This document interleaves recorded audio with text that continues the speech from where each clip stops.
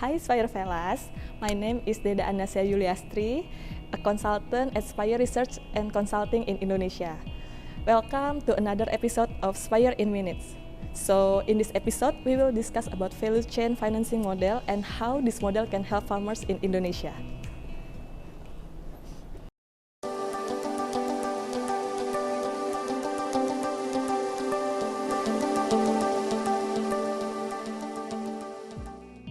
As we know, agriculture plays an important role in the Indonesian economy.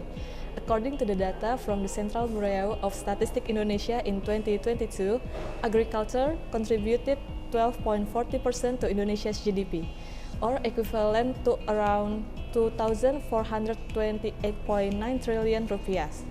The agricultural sector also provides employment opportunities for a significant portion of Indonesia's population, especially in rural areas.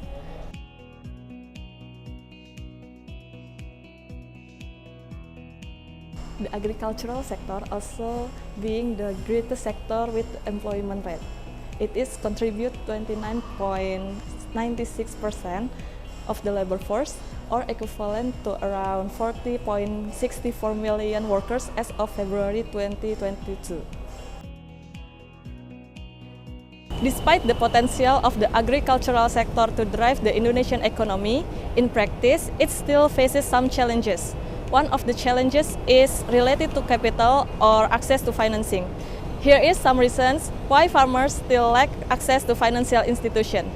First, limited access to financial institutions. The presence of banks or financial institutions is often scarce in rural areas or difficult to reach for small-scale farmers. The second, lack of collateral and security for lenders. Farmers often lack collateral or asset that can be pledged as security to obtain loans. This makes lenders reluctant to provide funds due to perceived high risk. Third, the uncertainty in production and prices. Farmers face high risk associated with external factors such as weather, plant disease, and fluctuation in commodity prices in the market. This uncertainty makes lenders less confident in the farmers' ability to repay the loans. And the fourth, complex financing procedures. Some farmers may find it challenging to understand or meet the requirements and procedures for obtaining financing from financial institutions. And the last, low financial literacy. According to the data from the Financial Services Authority in 2019, the financial literacy of farmers and fishermen remains low. Farmers' lack of understanding of financial products and their inability to manage finance makes them hesitant to access financing from financial institutions. Instead, they tend to rely on capital from previous harvests for the upcoming planting season or rely on capital from their relatives. From these challenges, value chain financing can be an effective solution to address constraints in financing access faced by farmers. The definition of value chain financing, according to the Food Agriculture Organization, is referred to the financial flows to those actors from both within the value chain and financial flows to those actors from the outside as a result of their being linked within a value chain. Value chain finance can offer an opportunity to expand the financing opportunities for agriculture, improving efficiency and repayments in financing, and also consolidate value chain linkage among participants in the chain. Here is some ways how value chain financing can positively contribute to improving financing access for farmers. The first is through collaboration in the value chain.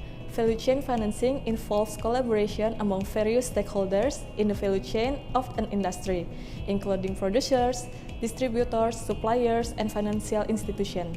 With this cooperation, the risk and responsibility of financing can be distributed throughout the value chain, enabling business in the chain to support each other.